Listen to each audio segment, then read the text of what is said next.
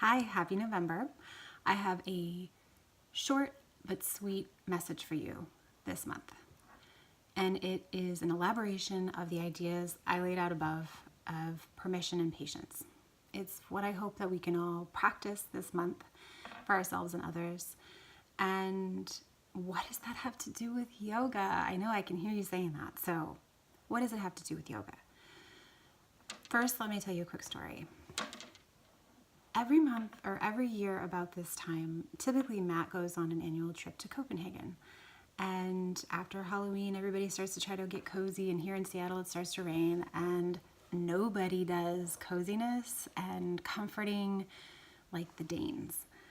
And this idea of hygge, I don't know if you've heard that word before. It's definitely a buzzword. If you haven't, there's tons of resources out there.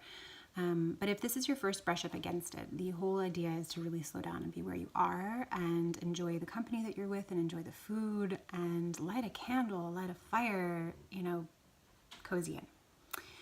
So for this month, I am hoping that this idea of really cozying in, using some of these ideas of hygge can help us slow down and be where we are. And if we can be where we are and be there with patience and with the permission to release other distractions, I don't know what embodies yoga off the mat any more than that. So it is a practice. And that is why I'm not in my yoga clothes today, because you do not need to be on your mat to do it. However, another note, and expanding on this idea, is that November begins to coincide with the holiday season. And I know a lot of people are traveling and there's lots of stuff going on and there's lots of yummy food to eat. So I've included some things in this newsletter that would be very supportive of your digestion, spices and essential oils. But more than just digesting what we're eating, I want to think about digestion in this month being what we're consuming from a more holistic perspective. Not only the foods, but also the media, the social media and the news, the energy and the emotions of others, and how we give ourselves and we set ourselves up for success and support in digesting life in general.